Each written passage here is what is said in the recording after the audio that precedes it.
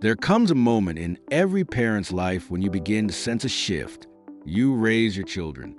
You sacrificed, supported, and gave everything you had, hoping to see them flourish into thoughtful, kind adults.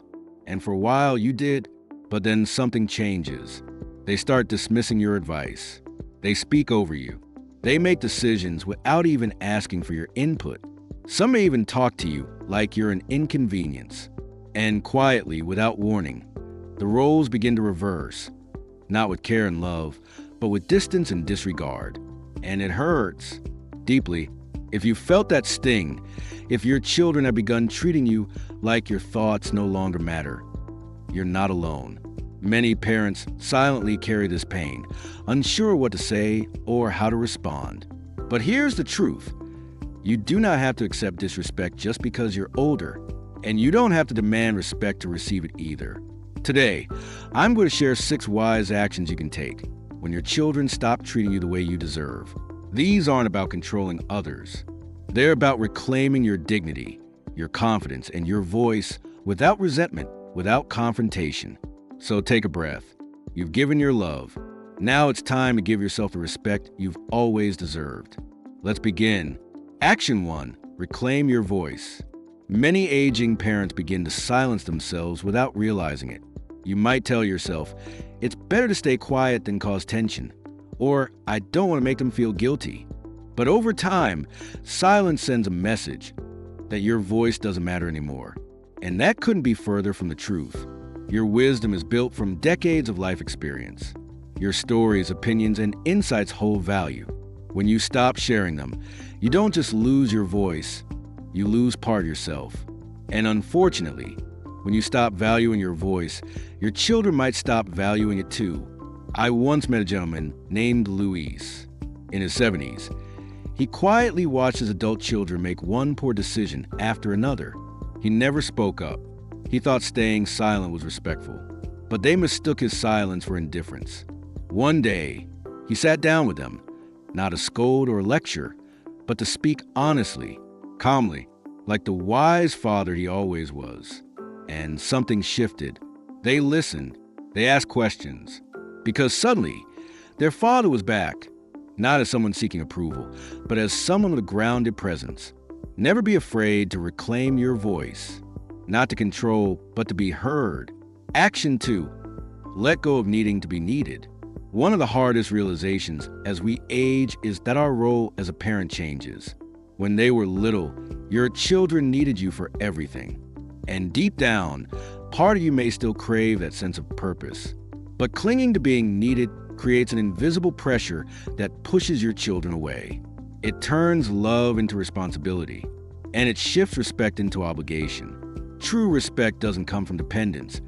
It comes from balance. Think about this.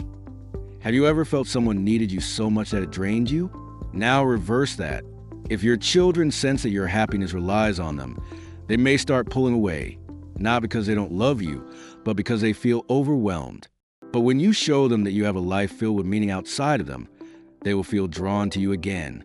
Not out of guilt, but admiration. Build a routine. Explore interests you never had time for. Reignite old friendships.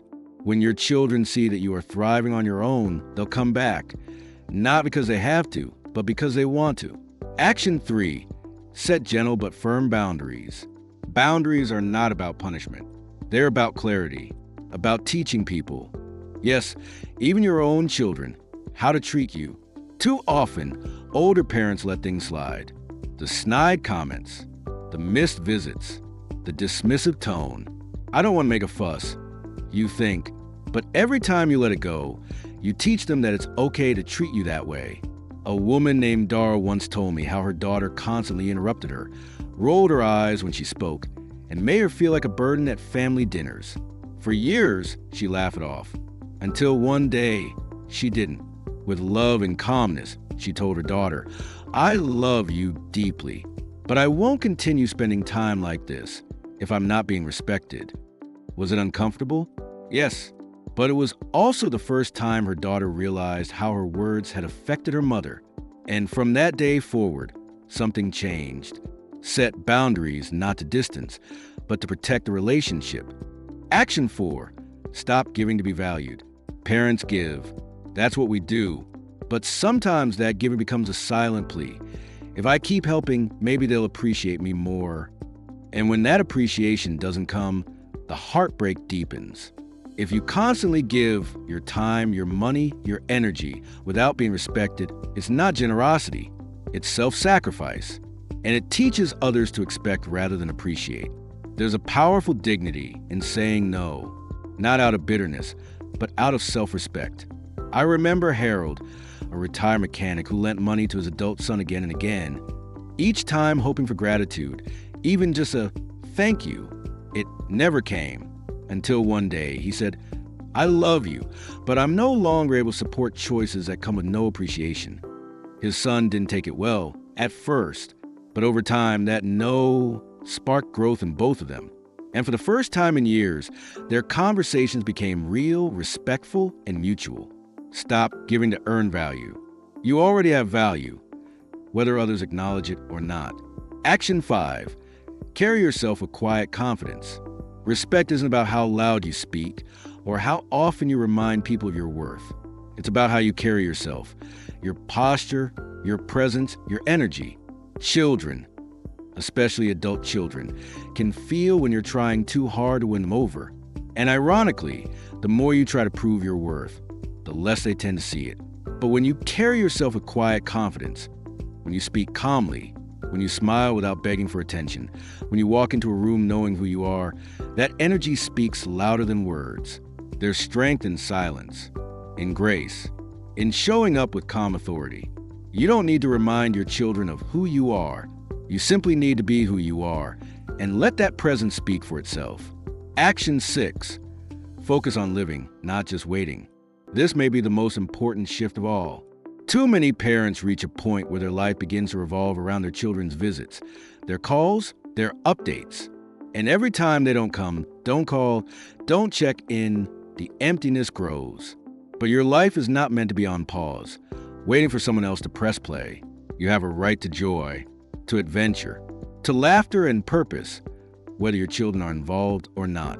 I met a woman named Claire who decided at 72 to take up watercolor painting and join a walking group.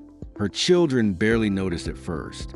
But then one day, her son said, "Mom, you seem different, happier. What's going on?" She smiled and said, "I stopped waiting. I started living." And in that moment, everything changed. The more full your life becomes, the more others, including your children, begin to see you in a new light. Not as someone clinging to relevance, but as someone who shines on their own.